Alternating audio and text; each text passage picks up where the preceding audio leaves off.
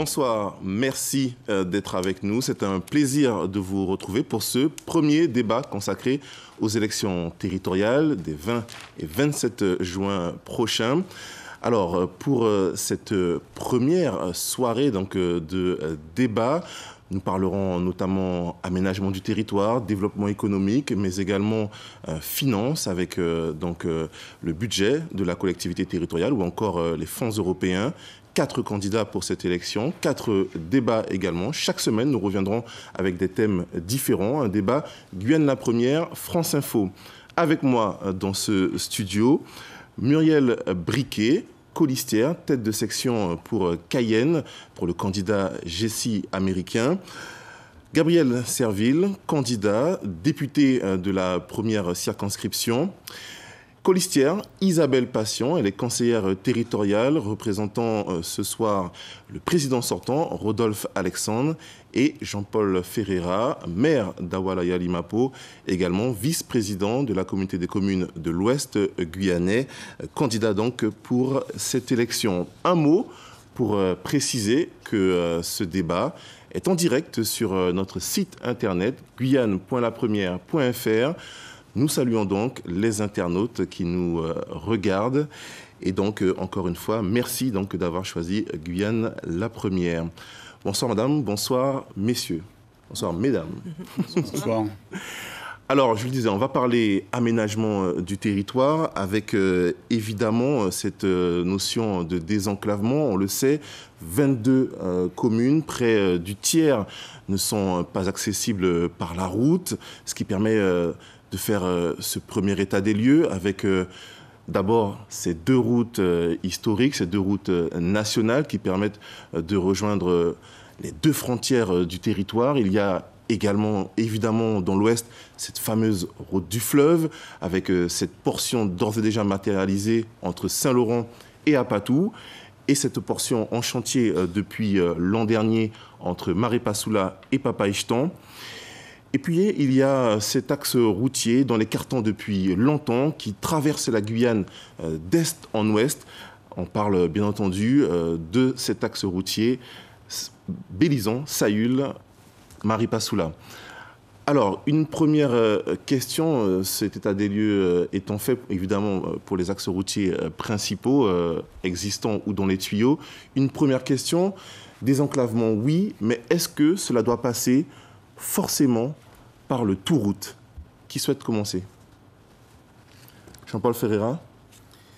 Écoutez, je crois que la vision, en tout cas le diagnostic posé est évidemment partagé par tout le monde. Et après, en termes de réponse, effectivement, il y a lieu de repenser les choses en termes de rééquilibrage du territoire. Et cela passe évidemment par la question de l'aménagement du territoire. Et quand on parle aménagement du territoire, sur l'ensemble du territoire de la Guyane, on pense bien évidemment aux questions d'enclavement d'un certain nombre de communes, de territoires, d'une partie du territoire, en tout cas de la Guyane. Moi, je propose plutôt la question du multimodal, c'est-à-dire qu'on n'est pas dans l'obligation de faire des routes partout. Il faut évidemment un minimum de maillage territorial du point de vue routier, mais ça doit être accompagné également de déplacements et de transports possibles par l'aérien et encourager autant que faire se peut également ce qui existe déjà, c'est-à-dire le fluvial, en aménageant bien évidemment un certain nombre d'équipements sur l'ensemble du territoire. C'est de cette manière, en tout cas, que l'on conçoit le rééquilibrage du territoire, qui est une donnée essentielle quant au développement économique à mettre en place sur l'ensemble du territoire de la Guyane. Sur ce même thème, pour changer d'air, la question de l'aménagement du territoire passe effectivement pas par un rééquilibrage, par un équilibrage du territoire. Il faut investir pour que tous les Guyanais puissent communiquer, pour que l'on puisse créer des ponts entre nos territoires et entre nos identités. C'est ce que nous appelons la connaissance de nous-mêmes. Parce qu'il est impossible de développer un territoire qu'on ne connaît pas. Combien de Cayennais ne sont jamais allés à Saint-Laurent? Combien de jeunes ne savent même pas qu'il existe la commune de Wanaré en Guyane? Donc il nous faut nous approprier ce territoire. Et oui, ça passe par des routes. Il faut investir dans les routes. C'est pas une technologie nouvelle. C'est pas quelque chose d'exceptionnel pour un pays qui est à développer.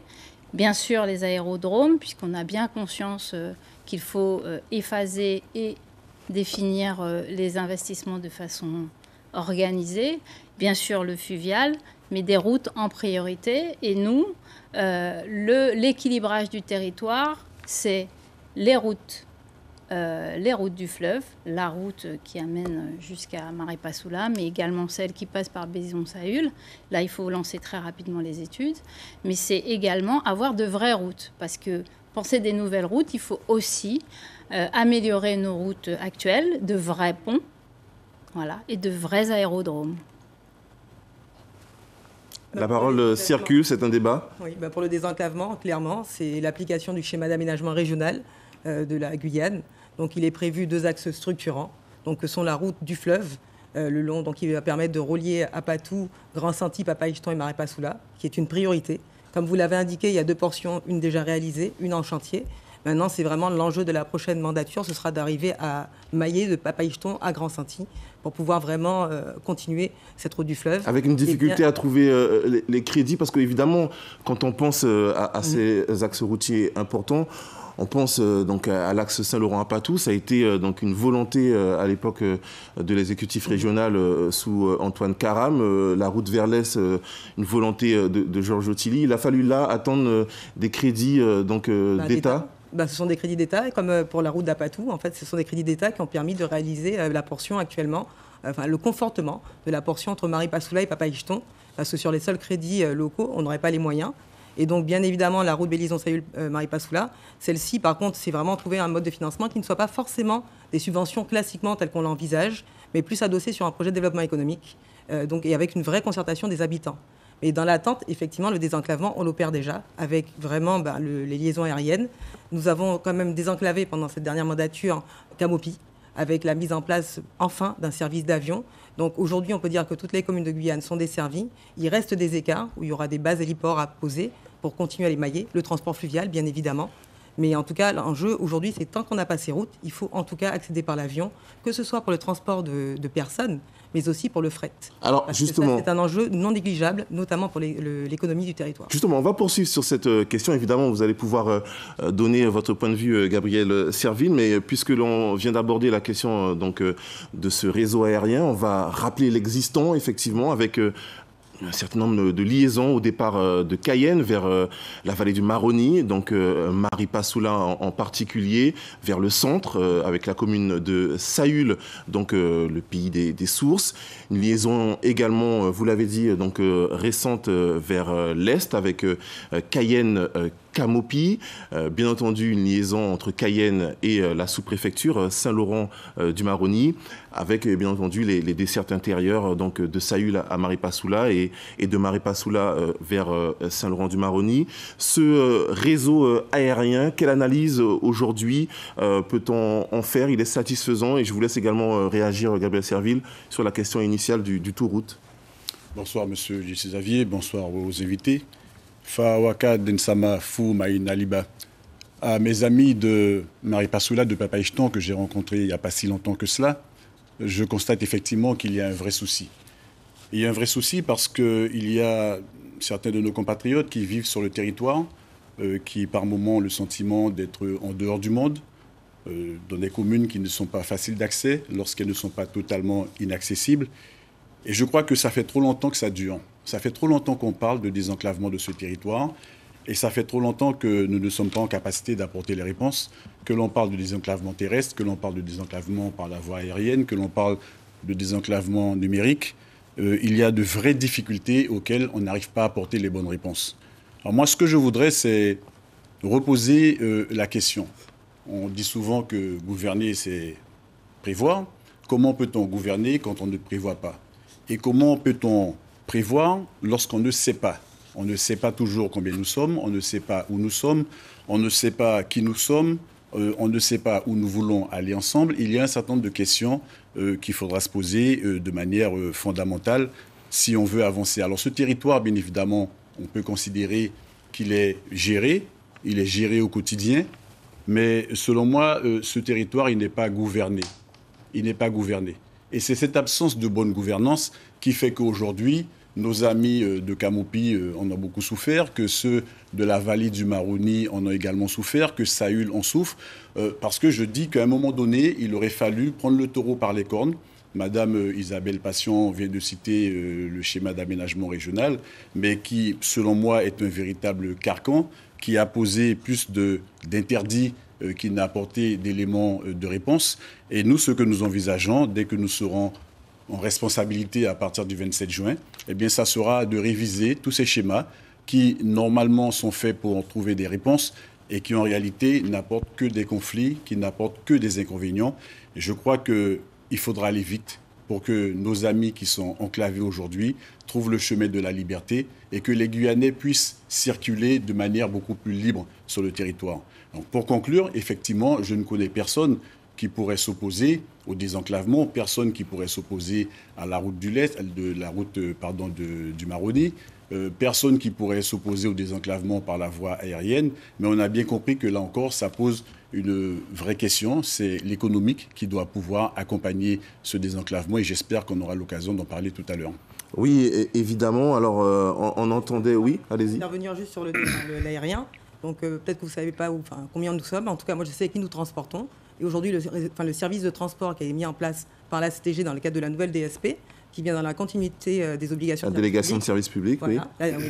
Délégation de service public, donc avec Air Guyane, qui vise à renforcer justement l'offre de transport aérien, notamment vers les communes de Maripasoula et de Grand Santi, parce que vous avez omis tout à l'heure de mentionner Grand Santi comme étant aussi une commune desservie par l'avion, et bien évidemment Saül, et sachant que parallèlement à cette délégation qui permettra vraiment d'avoir des avions de plus grande capacité, de plus grande rotation, sachant qu'on prépare actuellement les travaux de l'aérodrome de Maripasoula pour justement permettre l'atterrissage en toute sécurité des ATR à venir, parce que justement pour anticiper les évolutions démographiques, on a déjà prévu dans le cadre de ce contrat d'avoir des avions de plus grands que ceux qui existent aujourd'hui. Et dans l'attente, donc, ce sont des rotations qui sont assurées de manière plus régulière. Et donc, bien évidemment, il y a tout un maillage, parce qu'au-delà de l'avion, il y a aussi des infrastructures au sol, dont les travaux doivent être conduits, et notamment avec un enjeu fondamental sur Maripasoula, c'est la nouvelle gare qui devra être refaite complètement, et notamment avec l'aspect pompier et l'aspect fret pour les marchandises et pour l'aspect frigorifique. Donc, il y a vraiment un enjeu d'équipement, au-delà même du transport aérien, donc de transport de marchandises et de personnes, mais vraiment d'aménagement après dans ces communes-là, des infrastructures pour qu'elles soient aux normes en matière de sécurité. Le problème, c'est que ça fait longtemps qu'on parle de ça. On en parle depuis 2007. On a révisé le SAR. Ce sont des conditions qui existaient déjà lorsque vous avez procédé à la révision. Là, nous sommes en 2021. Cela fait 11 ans quasiment que vous êtes responsabilité de ce territoire. Et ce soir, vous venez nous dire qu'il y a des enjeux, on va faire. Mais qu'est-ce que vous avez attendu pour le faire beaucoup plus tôt ? Moi, je considère que les habitants de ces territoires qui sont isolés, qui sont enclavés, ne peuvent pas continuer à supporter, à souffrir dans de pareilles conditions. Donc, c'est la raison pour laquelle nous disons qu'il y a nécessité d'aller vers une rupture en termes de gouvernance, d'aller vers une rupture en termes de positionnement, en termes de posture, parce que la posture qui a été celle de l'équipe à laquelle vous avez appartenu durant toutes ces années n'a pas été la bonne vis-à-vis de ces populations qui n'ont eu de cesse de réclamer d'être mieux prises en considération. J'étais à Maripasoula vendredi, à Papaïchton samedi. Ce que j'ai entendu de la part des habitants m'a fait froid dans le dos parce que les gens me disent mais ça fait très longtemps qu'on entend parler de cette route, ça fait très longtemps qu'on entend parler de désenclavement numérique et alors peut-être que vous allez nous annoncer ce soir que vous avez mis 150 millions dans la corbeille de la mariée pour pouvoir désenclaver numériquement ces territoires, mais c'est une histoire qui n'a que trop duré et je crois qu'il faut y mettre un terme définitivement les 20 et 27 juin prochains. Sur cette question, tout de même, juste pour rectifier, c'était pas un dialogue non plus, mais allez-y. Le SAR, c'est pas 2007, Monsieur Serville, c'est en 2016 qu'il a été approuvé. Et donc, notre équipe est arrivée en 2010. Et donc, ça faisait effectivement depuis 2002 qu'il était en révision et qu'il n'arrivait pas à être approuvé en Guyane. Donc, notre équipe a réussi à mettre en place ce schéma qui n'est pas si obsolète que ça. Vous êtes arrivé en 2010 Non, mais je vous ai dit qu'il a approuvé en 2016. Le décret, vous êtes arrivé en 2010. Oui, en 2010, oui. C'est-à-dire que ce qu'il y a dans le SAR, c'est rien de nouveau sous le soleil. Je ne vous ai pas interrompu. Juste pour vous dire qu'en tout cas, juste pour corriger cet aspect-là, et les populations, croyez-moi, je n'ai pas attendu que vous alliez à Maripasoula pour vous rendre compte de la situation, pour que nous soyons déjà rendus compte. Bien évidemment, on a renforcé le service avant même cette nouvelle DSP. On a eu des échanges réguliers, des fois avec des échanges houleux, avec des personnes qui se plaignaient à juste titre d'une qualité de service qui n'était pas suffisante, notamment quand ils attendaient très longtemps leur fret, qui des des fois arriver avec 2 semaines, 3 semaines de retard. Clairement, il y a eu un travail important qui a été conduit avec Air Guyane. Et vous inquiétez pas, on n'est pas resté sans rien faire et à laisser regarder les gens souffrir. On a agi. Et donc, avec un schéma d'aménagement régional qui doit encore entrer en nouvelle révision. Tout de même, sur cette question, Muriel Briquet, de stratégie notamment pour les sites très isolés. On le sait, il y a de nombreux campus d'écart qui n'auront pas forcément vocation à avoir une route arrivée. Nous, ce que nous pensons, c'est que... Enfin, nous sommes très étonnés, effectivement, que ça ait pris autant de temps. Et nous sommes d'autant plus étonnés qu'aujourd'hui, on arrive finalement presque au bout des problématiques, parce qu'il y a quand même un établissement scolaire qui va être construit, il y a une future centrale électrique qui va être construite, et toujours pas de route. Donc en fait, on est en train de construire des équipements relativement lourds, sans route, et donc ça va nous coûter encore très cher.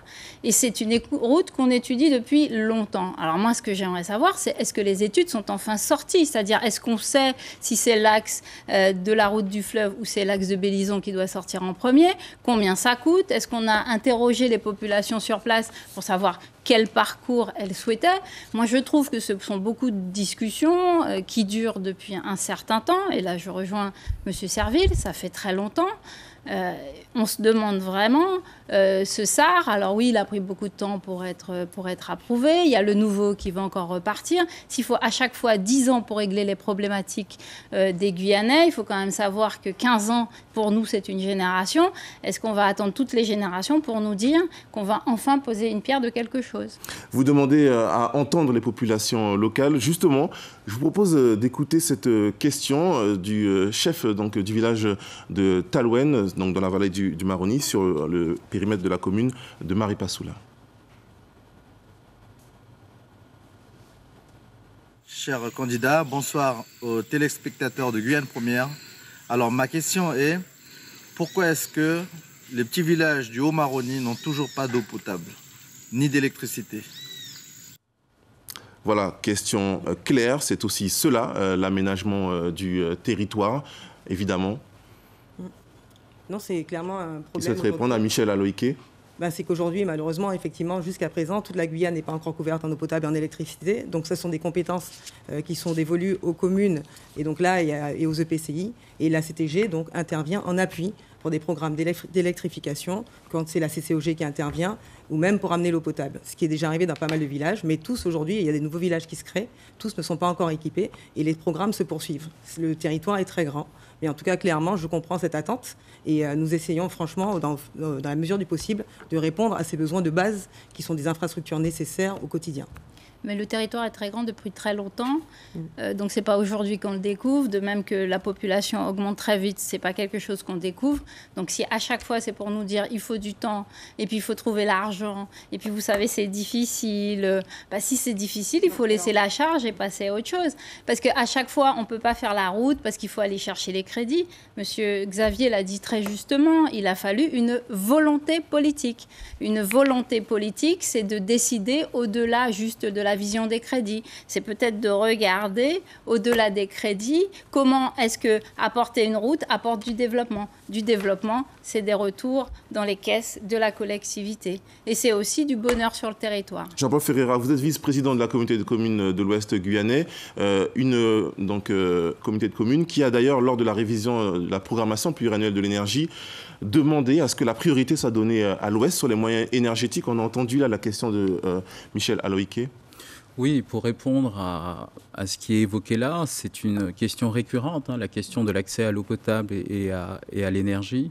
Je crois que c'est avant tout une question de posture et c'est avant tout une question de volonté politique, Madame Briquet l'a rappelé à l'instant.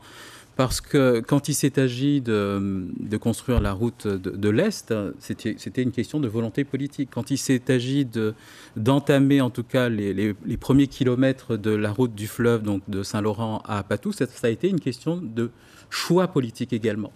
Et ces choix s'opèrent au travers de vraies volontés affichées en tout cas par un exécutif. Il s'agit de prioriser. On sait pertinemment qu'en Guyane, on est au-devant de plusieurs urgences, effectivement, mais il s'agit de prioriser. Et prioriser, c'est aussi sacrifier certainement un certain nombre de pans d'autres activités, mais en tout cas, quand on sait qu'on veut et on souhaite le développement de notre territoire et que cela passe par du désenclavement, il faut faire des choix. Et nous, ce que nous annonçons, en tout cas dans le cadre de ces élections et ce que nous mettrons en place très rapidement, c'est effectivement la question des études liées au prolongement de la route d'Apatou jusqu'à Papaïcheton, parce qu'il a fallu attendre l'intervention de l'État, je le rappelle, pour que la route de Maripasoula et jusqu'à Papaïcheton puisse être entamée aujourd'hui en termes de travaux. Mais si la volonté politique était là et clairement affichée, cette route aurait déjà pu voir le jour il y a plusieurs années de cela. Quand Mme Patient évoque le fait qu'effectivement qu'elle n'a pas attendu avec son équipe de la collectivité territoriale d'avoir un certain nombre de données sur les questions démographiques, etc. Encore heureux, Madame Patient, que vous ayez ces données-là. C'est vous qui êtes au pouvoir actuellement. Et ce qui aurait été étonnant, c'est que vous ne les ayez pas. Aujourd'hui, effectivement, force est de constater qu'au bout de 10 années d'attente, une grande partie du territoire reste enclavée, une grande partie du territoire reste en demande. Et par rapport à la question particulière de M. Michel Aloïqué, effectivement, il y a un programme d'accompagnement à mettre en place de manière à ce que les communes qui sont en besoin puissent être accompagnées sur des équipements structurants, des équipements de base qui, aujourd'hui encore, manquent à une partie du territoire de la Guyane. Moi, je dirais que dans un pays comme la Guyane, qui est classé 2e, niveau mondial par l'UNESCO, de par ses ressources en eau douce renouvelables disponibles par habitant, il est insupportable qu'il y ait entre 40 et 50 000 personnes vivant sur le territoire qui ne soient pas alimentées en eau potable. C'est insupportable. En 2010, lorsque l'équipe à laquelle appartient Mme Isabelle Patient arrivait au pouvoir, il y avait à peu près 32 000 personnes qui n'étaient pas connectées au réseau d'eau potable. Et cette équipe avait annoncé sa volonté d'éradiquer justement cette situation pour que tous les citoyens de Guyane soient alimentés en eau potable. Aujourd'hui, on se retrouve avec 40 à 50 000 personnes. Alors peut-être qu'on pourrait me rétorquer que c'est parce que la population a augmenté, mais la population n'a pas commencé à augmenter aujourd'hui. Ça fait longtemps qu'on sait qu'on a un taux de croissance qui varie entre 3,3 et 3,6 %. Qu'avons-nous fait pour anticiper ce taux de croissance? Alors c'est pour ça que précédemment, je disais effectivement que gouverner, c'est prévoir. Et quand on n'est pas capable de savoir combien d'habitants nous sommes en Guyane, est-ce que nous sommes 300 000? Est-ce que nous sommes 340 000? Est-ce que nous sommes 390 000? Je pense que nous sommes plus proches des 370 000, avec tout le manque à gagner que l'on observe sur les dotations que l'État peut servir à la CTG et aux autres collectivités de Guyane. Nous considérons que ça, c'est un problème majeur, c'est un problème grave sur lequel il va falloir se pencher. Parce qu'il y a de l'argent dont on pourrait bénéficier.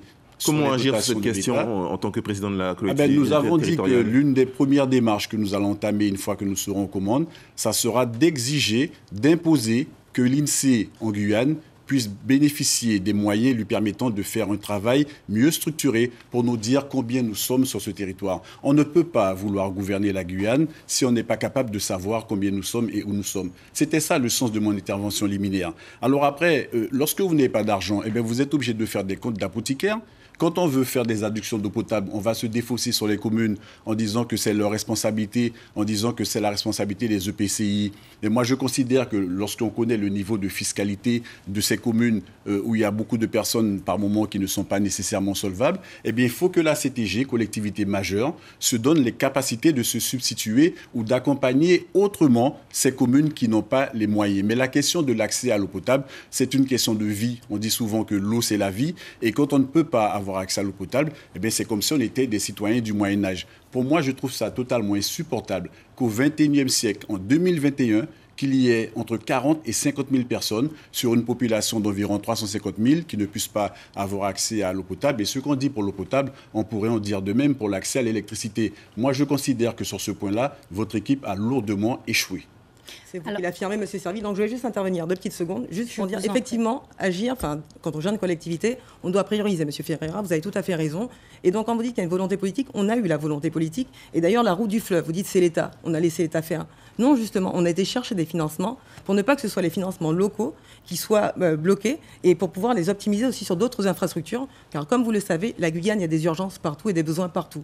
Donc, on a obtenu justement de l'État le financement de ce barreau-là, qui n'était pas gagné d'avance, parce que nous avons négocié et obtenu son financement. Et donc, c'est la première partie pour continuer. Et nous sommes d'accord avec vous, c'est la continuité de la route du fleuve. En tout cas, pour moi, c'est une fierté d'avoir obtenu ces financements. Le problème qui se pose, Madame Patient, c'est qu'il a fallu attendre plusieurs années pour ça. Alors qu'il aurait pu être décidé par l'exécutif et son équipe de prioriser ces travaux-là sur ses propres fonds. C'est ce qu'ont fait d'autres présidents de région, c'est ce qu'ont fait d'autres exécutifs par ailleurs. Donc c'est pour ça que j'insiste beaucoup sur la question des choix politiques à faire et de les assumer derrière.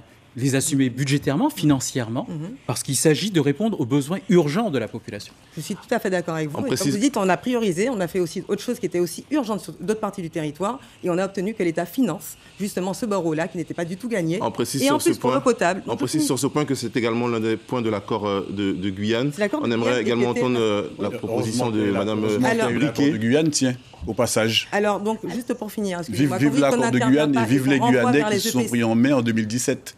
Quand on renvoie vers les je ne renvoie pas vers les communes et vers les EPCI, M. Serville, simplement dans le cas de l'offre territoriale, à l'époque à la région. Nous avions conclu avec les 22 communes de Guyane, donc c'était un partenariat, puisque la région n'était pas compétente sur tous les sujets, comme la CTG n'est pas compétente sur tous les sujets. Et nous sommes vraiment pour un travail partenarial avec les acteurs qui sont les plus à même de bien gérer aussi leur territoire, les maires. Qui mieux qu'un maire connaît les besoins de son territoire, qui mieux qu'un président de PCI connaît aussi tous les besoins économiques. Et donc nous avions conclu, donc avec les 22 communes, d'ailleurs avec vous aussi, M. Ferreira, donc toutes les communes avec des objectifs qui étaient vraiment le rattrapage des infrastructures, le développement économique, l'émaillage routier. Très bien. Et donc c'est... Attendez, je vais pas Il faut que la parole circule également, Madame... On en est où aujourd'hui? C'est ça la question. Non, mais excusez-moi, M. Serville, c'est qu'il y a eu aussi des programmes. C'est dans ce cadre-là que des programmes d'accès à l'eau potable, notamment, ont été financés. Et donc ces programmes-là, d'ailleurs, ne sont pas encore finis. Il y a des opérations qui n'ont pas toutes été réalisées, même sur Awala. Maintenant, il y aura une nouvelle génération de contrats territoriaux. Mais ça ne vous gêne pas qu'il y ait 50 000 personnes, Madame Patient, qui n'aient pas accès à l'eau potable? Je ne vous ai jamais dit ça, Monsieur Serville. En 2021, ça ne vous gêne pas? Au-delà du constat, moi, contrairement à vous, je cherche des solutions. Et là, je suis en train de dire... Mais vous n'avez pas trouvé les solutions. C'est pour ça que je vous demande pourquoi ça ne vous gêne pas qu'aujourd'hui, il y ait 50 000 personnes en Guyane. Je crois qu'on a bien entendu les points de vue des uns et des autres. L'idée, c'est de continuer avec les communes, justement, dans le cadre d'une nouvelle génération d'offres territoriales, pour continuer à satisfaire ses besoins de base. Et là, je suis d'accord qu'il faille... Vous êtes d'accord que vous avez échoué? Non, Monsieur Serville, je suis d'accord que pour moi, il est normal au XXIe siècle que tout le monde ait accès à l'eau. Ça, c'est mon rêve, c'est notre rêve. Mais pour y arriver, on est ensemble, on a des priorités, c'est un travail partenarial. Et ça n'était pas une priorité pour vous? Bien évidemment, Monsieur Serville. Sur ce point, Muriel Briquet? Continuez, c'est pas grave. Si des priorités prennent du temps à être faites, c'est que ce ne sont pas des priorités. Quand il s'agit de prioriser le fait d'accéder à l'eau, qui est quand même une ressource indispensable à la vie, ça ne peut pas prendre du temps, ou en tout cas autant de temps.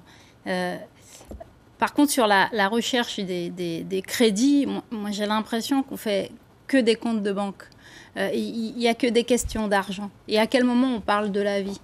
Aller chercher de l'argent, défendre des projets. Il existe un certain nombre d'hommes politiques qui ont montré comment les faire. Monsieur Alexandre s'en inspire assez largement quand il en a envie. Mais le courage n'est pas juste à illustrer ces personnes-là, c'est peut-être à s'inspirer de leur capacité à défendre les Guyanais parce qu'il a vraiment l'amour de son territoire. On ne peut pas dire que sur ce plan-là, il s'agit d'une réussite aujourd'hui. Un certain nombre de Guyanais continuent à penser qu'ils sont des Guyanais de deuxième zone et qu'ils ne comptent absolument pas sur l'échiquier. Et parce qu'ils ne veulent pas, alors à la limite, on peut les oublier et revenir leur promettre des choses d'échéance en échéance. Les Guyanais sont des humains qui méritent le même traitement, qu'ils habitent Camopi, Talouenne ou Cayenne. On évoquait l'importance de se déplacer. Évidemment, c'est d'autant plus important qu'il y a ce poids de l'île de Cayenne, centre administratif, poumon économique, avec une urbanisation qui s'est accélérée, donc boostée par la demande de logement. Je vous propose d'écouter sur ce point la question que nous a envoyée un internaute. Ils sont plusieurs à avoir donc répondu à notre appel. Cet internaute qui pose cette question: va-t-on continuer à construire sans faire plus de routes? Donc on entend bien derrière cette question ces logements qui se multiplient dans les zones urbaines sur le littoral et singulièrement sur l'île de Cayenne. Que répondre à cet internaute sur ce manque d'anticipation finalement avec des constructions et pas de routes derrière? Qui veut réagir? Vous faites vous-même le constat, monsieur Jessie Xavier, au travers de votre... Je traduis la question de l'internaute. J'imagine, oui, mais ce que je veux dire par là, c'est qu'effectivement, la question de la prévision pose problème dans ce pays. On voit bien qu'on est au travers des grands schémas, que sont le schéma d'aménagement régional évoqué il y a un instant, au-devant de vraies difficultés. C'est-à-dire qu'on a des problèmes de cohérence entre les différents schémas, en fin de compte, d'aménagement de ce territoire, qui partent donc du schéma d'aménagement régional, en passant par les schémas de cohérence territoriale des établissements publics, donc les intercommunalités, comme on les appelle communément, et aussi par les PLU, donc les plans locaux d'urbanisme ou les cartes communales pour les petites communes. On voit bien qu'il y a là à mettre en cohérence un certain nombre de choses, parce que sur le terrain, qu'est-ce qu'on voit concrètement? C'est les incohérences qui apparaissent au fur et à mesure. Quand on instruit effectivement des dossiers pour pouvoir aménager des parties du territoire, il faut que ça soit vu de manière globale. Effectivement, il ne s'agit pas de mettre du logement, ne pas prévoir les transports qui vont avec, les voies de transport qui vont avec, etc. Et c'est ce qui se trouve aujourd'hui donc dans la réalité quotidienne de milliers de personnes sur l'île de Cayenne. Quand on arrive de Saint-Laurent-du-Maroni ou de Mana ou d'Awala-Yalimapo, on doit passer 2 heures à partir de Macoria, d'embouteillage, etc. Et je ne parle même pas des personnes qui habitent Soula, etc., qui sont dans des difficultés au quotidien. Parce qu'on ne sait pas, là encore, prévoir un certain nombre d'infrastructures et d'équipements extrêmement structurants pour la vie au quotidien des gens sur l'île de Cayenne, mais pas que sur l'île de Cayenne, sur l'ensemble du territoire. Et il nous faut prévoir, en tout cas, c'est ce que nous préconisons au niveau de notre équipe, la liste Guyane, c'est très rapidement prendre ces dossiers en main de manière à pouvoir y apporter des réponses. Et ça passe évidemment par une révision rapide du schéma d'aménagement régional, mais qui doit être concerté avec les établissements publics, donc les intercommunalités, mais également avec les communes directement concernées. Parce que sinon, on se retrouvera 10 ans après dans les mêmes schémas actuellement vécus par des milliers de personnes qui vivent ça très très mal au quotidien. Je relève dans ce que dit monsieur Ferreira, il y a une chose très importante, il parle de cohérence. C'est souvent qu'on a dit qu'il n'y avait pas suffisamment de cohérence entre les différents schémas. Le SAR, le SCOT, le PLU, même le SDOM, on peut en parler si on veut. Au-delà de la cohérence, je pense que nous avons un souci de courage. Le SDOM, qui est le schéma d'orientation minière. Le schéma départemental d'orientation minière, le SDOM. Mais au-delà de tous ces schémas et au-delà de la cohérence qui n'existe pas, je pense que nous sommes confrontés à une absence de courage politique. Vous vous rappelez M. Elie Castor à l'époque, qui rêvait de la Cité des sciences de l'Amazonie à Sinamari? Mais j'ai toujours été de ceux qui ont pensé qu'on aurait pu effectivement installer l'université de Guyane à Sinamari et pas à Cayenne. Cayenne, c'est 24 km², tout se fait dans Cayenne. Le rectorat est à Cayenne, l'université est à Cayenne, la préfecture normale elle est dans la ville capitale, tout se fait à Cayenne. À quel moment va-t-on pouvoir se dire que la Guyane, qui fait 84 000 km², ne peut pas tout concentrer dans la ville capitale de 24 km² seulement, et que, à titre d'exemple, notre université, on aurait pu l'installer à Sinamari pour la positionner à mi-parcours entre les 2 grands pôles urbains que sont Cayenne et Saint-Laurent-du-Maroni. Mais lorsque on va réécrire ce schéma d'aménagement régional, on va faire en sorte de sortir justement des carcans, de sortir des sentiers battus et de se dire qu'on peut rêver de la Guyane en grand. Notre ambition, c'est de hisser la Guyane au rang de carrefour mondial d'excellence, mais l'excellence, on doit pouvoir la préparer déjà chez nous en faisant en sorte que on ne se limite pas, qu'on ne limite pas notre regard à ne regarder que cet environnement de 24 km² sur 84 000, mais à pouvoir se dire qu'on va réaménager le territoire, on va sortir de Cayenne pour aller vers les autres communes qui pourraient facilement bénéficier de cet apport économique, de cet apport en université, de cet apport en connaissances et en savoir. Ça, c'est le rêve que nous portons pour ce territoire et j'espère que ce rêve-là sera partagé par un maximum d'électeurs les 20 et 27 juin prochains. Je suis très surprise, en tout cas, M. Ferreira, de vous entendre parler du SAR en disant que, justement, il n'est pas concerté, il n'y a pas de cohérence. Je rappelle simplement que ce schéma d'aménagement régional, il a été élaboré en ayant visité les 22 communes, en ayant rencontré les 22 maires, en ayant fait des réunions publiques partout sur le territoire, y compris vous. Donc, toutes les demandes, toutes les remarques qui ont été formulées par les maires, on les a mises dedans. Donc, maintenant, la cohérence, si vous avez changé d'avis, c'est un autre débat. Mais en tout cas, il y a tous les éléments qui étaient demandés par tous les territoires. En plus, en termes de vision, la prévision, oui, c'est prévu dans le SAR. Le doublement de la RN1, que vous évoquez, entre Macoria et Cayenne, clairement, c'est inscrit dans le SAR. Maintenant, quand vous déplaise, Madame Briquet, c'était l'argent. Je suis désolée, mais quand on est en responsabilité, on gère une collectivité, on gère un budget. On gère un budget qui permet après de pouvoir mettre en œuvre des projets. C'est comme ça, c'est la réalité. Donc, en tout cas, quoi qu'il en soit, c'est prévu, c'est marqué. Oui, simplement, c'est la réalisation du phasage. Le premier élément, c'est le pont du Larivot. On a eu de larges débats. Tant que le pont du Larivot n'était pas doubler la RN1, ça ne servait à rien, on tombait sur un goulet d'étranglement.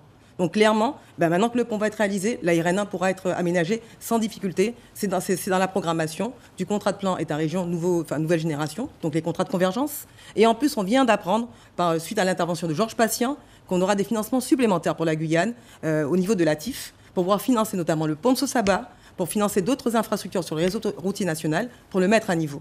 Donc quand vous dites qu'on n'a pas prévu, franchement, il faut arrêter. Pour moi, c'est un peu de la mauvaise foi. Et en plus de dire que le SAR n'est pas cohérent, je ne comprends pas, surtout quand une commune a participé, a été associée, et que les 22 communes ont été associées. Je vais vous l'illustrer, Madame Patient, cette incohérence en question. Aujourd'hui, et cela fait des années qu'on le dit aux différentes autorités, aujourd'hui, actuellement, par exemple, Awala-Yalimapo connaît une érosion extrêmement forte, qui nous forcera certainement, dans les 5-10 ans qui viennent, à prévoir un déplacement de population. Ça, ce n'est pas prévu par le SAR. Je suis désolé. Donc aujourd'hui, les décisions que l'on prend, par exemple au niveau de la municipalité, de révision de notre carte communale, justement pour pouvoir intégrer un certain nombre d'éléments qu'on avait déjà évoqués, donc il y a pratiquement une dizaine d'années, ne sont pas intégrés au niveau du SAR. Aujourd'hui, on se retrouve en opposition avec le SAR. C'est de ça dont je parle. Et là, je ne parle que du cas d'Awala-Yalimapo. Mais vous prenez le cas de Camopis, c'est exactement la même chose. Sur les questions actuellement vécues par rapport à la population, aussi bien sur le Maroni que sur par rapport à la montée des eaux, par rapport justement à ces schémas d'aménagement de ces territoires qui doivent prendre en compte justement ces éléments-là. Mais la question de montée des eaux, ça date pas d'hier, Madame Patient. Ça ne date pas d'hier. Et pourtant, ce n'est pas intégré dans ces éléments-là. Donc, c'est bien pour ça que je vous dis à chaque fois, c'est aussi des questions de cohérence. Et sur la question de la révision du schéma d'aménagement régional, il faut y mettre toute la concertation. Et j'insiste dessus, Madame Patient, que cela vous plaise ou non, j'insiste là-dessus. Il faut y mettre toute la concertation nécessaire avec l'ensemble du territoire. Alors, vous insistez beaucoup sur ce document, ce schéma d'aménagement régional. Excusez-moi, parce que là, j'insiste, en tout cas pour dire que l'érosion du littoral est bien prise en compte dans le SAR, Monsieur Ferreira. On est en opposition. Par rapport à ça. Attendez, Monsieur Ferreira. On est en opposition. Attendez, Monsieur Ferreira, je vous ai pas interrompu. Dès lundi, je peux vous donner le document, il n'y a aucun souci. Il n'y a aucun souci. Vos services ont été d'ailleurs contactés par rapport à ça. On va en reparler justement calmement sur ce sujet-là. Alors, vous insistez beaucoup sur ce document. Vous aurez l'occasion de prendre la parole, évidemment, Madame Patient, mais encore une fois, ce n'est pas un dialogue. Vous êtes 4 autour de ce studio. Vous insistez beaucoup sur ce document, le schéma d'aménagement régional. C'est à croire qu'il permettrait de résoudre toutes les difficultés. On parlait de la nécessité de se déplacer d'une commune à une autre. Cette mobilité, comment peut-on la favoriser, selon vous, Muriel Briquet? Est-ce qu'il suffit de réviser le SAR aussi?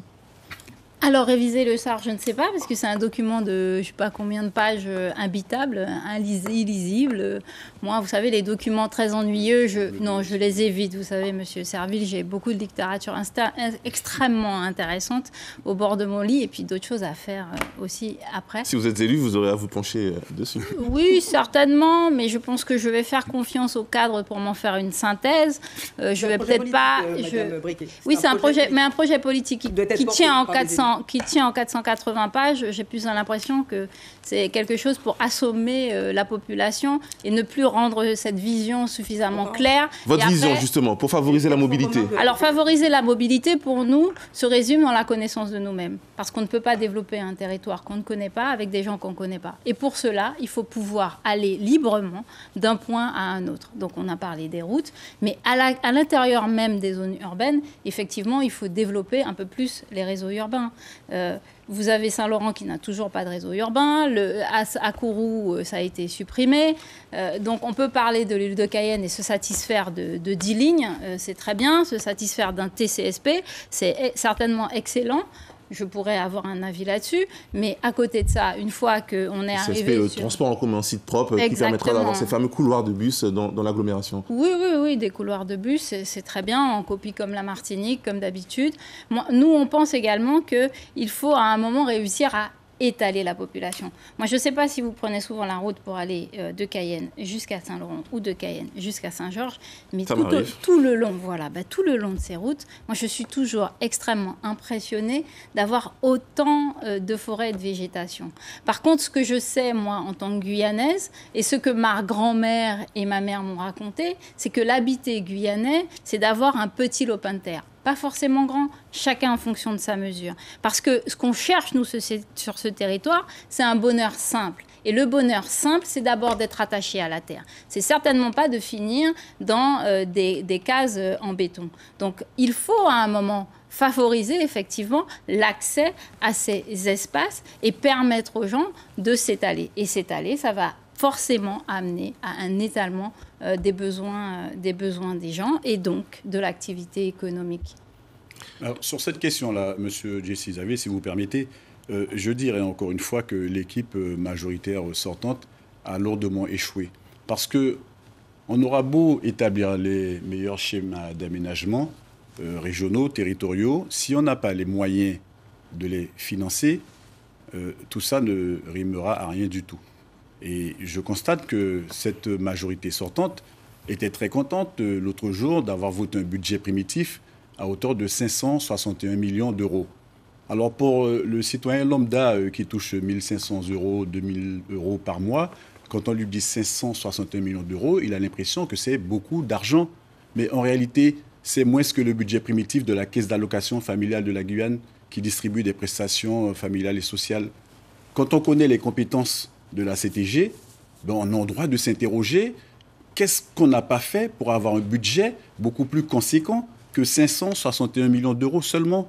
Alors, comme je sais que notre équipe majoritaire sortante, en fait, cette équipe majoritaire sortante a souvent pris la Corse comme exemple.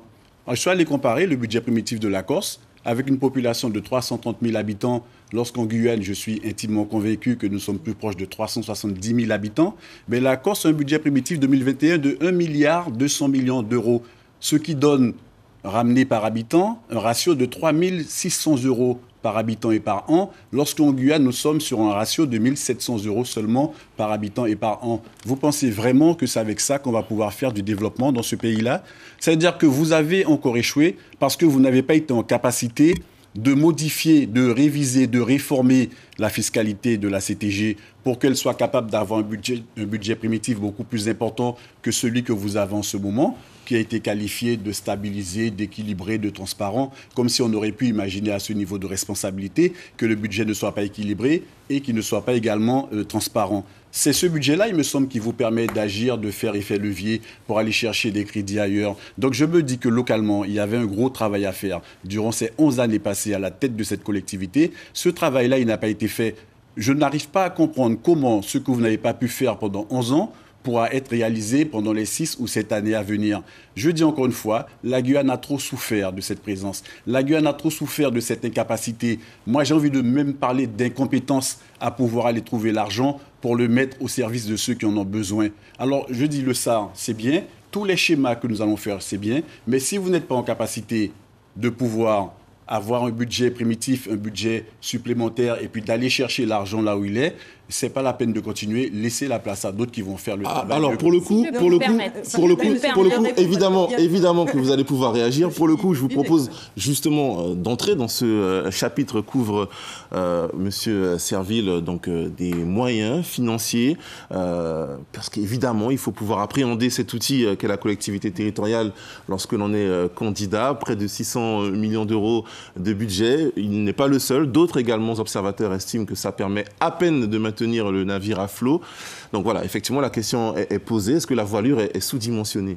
Non, aujourd'hui, en tout cas, ce que M. Serville semble dire, c'est que la CTG aurait dû augmenter les impôts, taxer davantage les entreprises. C'est pas le seul moyen taxer les autres. recette. Non, parce que quand vous me dites que, attendez, vous me dites que, non, mais excusez-moi, M. Serville, vous me dites qu'aujourd'hui, qu'on n'a pas été capable d'aller chercher l'argent, de revoir la fiscalité. Mais c'est vrai. Excusez-moi, M. Serville, c'est-à-dire augmenter les impôts, revoir la fiscalité. Donc, excusez-moi. Non, mais il y a des gens qui ne payent pas. Il y a des gens qui ne payent pas d'impôts en Guyane. Je vous ai pas interrompu. Il y a des gens qui ne payent pas d'impôts en Guyane. Alors, sachez que la fiscalité. Pourquoi vous parlez tire. d'augmenter les impôts ? Il y a des gens qui ne payent pas d'impôts en Guyane. Allez au bout de votre raisonnement. La fiscalité directe, alors pour que vous sachiez, celle de la CTG est beaucoup basée, donc nos ressources principales, c'est l'octroi de mer, c'est la taxe sur les carburants, ce sont ce genre de taxes-là qui sont les plus importantes dans le budget de la CTG, contrairement aux communes qui ont effectivement une fiscalité sur les impôts fonciers bâtis, etc.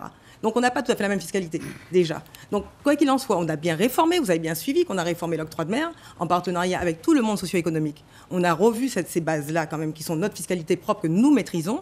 Simplement, on l'a fait de manière intelligente, pour ne pas non plus après pénaliser, pour augmenter les marges de manœuvre de la CTG, pénaliser le monde économique. Parce que justement, la fiscalité, c'est un levier de développement économique. Et il s'agissait vraiment d'avoir un juste équilibre entre les ressources de la CTG et à côté, les taxes qui allaient être appliquées sur le monde économique. C'était ça l'enjeu, Monsieur Serville. Et je peux vous dire que pour moi, cet exercice a été réussi, parce qu'aujourd'hui, la fiscalité, elle est stabilisée. Et je vous rappelle que la CTG, quand elle a été créée, justement, elle partait avec un grand handicap, un grand déficit qui était lié au budget du département. Et partir de d'où nous sommes partis en 2016 pour arriver à la situation dans laquelle nous sommes aujourd'hui, croyez-moi, franchement, on a fait un grand pas, parce que la situation aurait vraiment pu être pire. Et donc, quoi qu'il en soit, donc vous êtes satisfaite du résultat pour la maîtrise obtenu. budgétaire, oui, Monsieur Serville, parce qu'on a une collectivité, on a retrouvé une capacité d'emprunt. Vous n'avez jamais eu important pour une envie collectivité, on n'était pas solvable. Maintenant, on pourra, ce qui nous permet d'emprunter pour pouvoir développer notre PPI, les projets d'investissement que nous devons déployer sur le territoire. Vous dites quoi aux chefs d'entreprise? C'est une gestion de collectivité, Monsieur Serville, c'est comme une entreprise. Vous dites quoi aux chefs d'entreprise? Si je peux me permettre, on aimerait entendre effectivement les autres participants à ce débat sur cette avoir le question. droit chacun de parler. On évoquait l'emprunt, 67 millions d'emprunts l'an dernier au niveau de la collectivité territoriale. Alors, j'ai l'impression qu'on est en train de faire un débat de comptable. Moi, je ne suis pas comptable, je suis désolée. Certes, j'ai fait des mathématiques, mais je pense que ce sera un peu limité pour faire tous ces petits calculs. Le budget permet d'agir, Madame Briquet. Oui, je suis d'accord que le budget permet d'agir. Il faut aller rechercher de nouvelles ressources. D'abord, la CTG, me semble-t-il, a organisé un grand observatoire de la fiscalité qui, me semble, a du mal à fournir des éléments concrets ou même à faire remonter des éléments assez suffisants pour réaugmenter, ne serait-ce que les recettes fiscales sur des bases agrandies. Donc, certes, vous avez bénéficié du travail de la mairie de Cayenne, mais en fait, ça ne va pas suffire si vous ne le faites pas à l'échelle des 22 communes. La deuxième chose, c'est qu'il faut arrêter juste de compter les sous qu'on a dans sa poche, mais peut-être voir sur les richesses du territoire ce qu'on peut aller développer comme activité qui vont forcément, par effet retour, amener des moyens financiers dans les caisses de la collectivité. Si on continue à essayer de développer juste avec les quelques miettes d'euros dont on dispose, c'est sûr qu'effectivement, la route du fleuve, c'est pas possible, le doublement de la voie, c'est pas possible, l'eau à Talouenne, c'est pas possible. C'est sûr que si on vit d'impossible, moi je pense que tout de suite, il faut qu'on arrête ça. C'est plus la peine de discuter. Donc moi, j'allais dire simplement, oui. Sauf si M. Ferreira veut prendre la parole, parce que... Allez-y. Non, mais c'était juste pour répondre. C'était juste pour répondre à Madame Patient. On ne peut pas rester éternellement dans ce même système, dans ce train-train, où on dit qu'on a réformé l'octroi de mer, on va encore le réformer, alors que tous les grands observateurs de l'économie aujourd'hui nous disent que l'octroi de mer, c'est une taxe qui est dépassée, qui ne rend plus service, qui est inique, qui crée des injustices entre les uns et les autres, et qu'il faudrait le remplacer par autre chose. Il y a des études qui ont été faites, qui par l'Assemblée nationale, qui par le Sénat. Vous êtes au courant des conclusions de ces études, qui indiquent qu'il faudrait passer à autre chose, parce que l'octroi de mer ne permet pas d'agir sur l'économie informelle qui sévit en Guyane et qui compte pour entre 40 et 50% de l'économie du territoire. Il y a beaucoup de financements qui passent à travers les mailles du filet. Donc je me dis qu'à un moment donné, il faut écouter les gens de terrain, il faut écouter les chefs d'entreprise qui vous expliqueront comment cela fonctionne et comment cela pourrait fonctionner mieux. C'est ça que nous proposons de faire lorsque nous serons aux commandes de cette collectivité, que vous n'avez pas réussi à faire. Moi, je n'ai pas envie que lorsque nous viendrons présenter notre bilan en 2026 ou en 2027, dire aux populations de Guyane que nous n'avons pas réussi à mettre l'eau, à mettre l'électricité, que nous n'avons pas réussi à scolariser les 12 000 enfants qui ne sont pas scolarisés en école primaire, élémentaire, collège et lycée, qu'on n'a pas réussi à mettre les structures de santé délocalisées parce qu'on n'avait pas assez d'argent. Madame Patient, à un moment donné, il faut pouvoir dire la vérité à nos concitoyens, à nos compatriotes et leur expliquer que vous avez échoué dans votre entreprise. Vous avez le droit d'échouer, vous avez le droit de commettre des erreurs. Mais lorsque vous avez échoué, il faut reconnaître que vous êtes en situation d'échec et puis dire, OK, on va tourner la page et on va laisser la place à quelqu'un d'autre. C'est le contrat que je vous propose ce soir. fais les collèges et les lycées pour la CTG. On n'est pas compétent pour les écoles primaires. Mais je le sais bien, mais je le dis. Mais je le dis, je le sais bien. Merci. Monsieur Ferreira. Monsieur Jessie Xavier, je voudrais juste rappeler une chose à Madame Patient quand elle dit que revoir la fiscalité serait forcément de revoir les taux de taxes que l'on a au niveau de la Guyane. Je pense que c'est une façon très étriquée de voir les choses. La question de la fiscalité, aujourd'hui, se pose de manière cruciale dans l'économie de la Guyane et dans le cadre de son développement. Quand on voit effectivement cet octroi de mer qui n'est ni plus ni moins que ce que nous a fait l'histoire de cette taxe particulière depuis plusieurs siècles, je rappelle que ça remonte quand même à cette époque particulière qu'a connue la Guyane et les autres territoires d'outre-mer.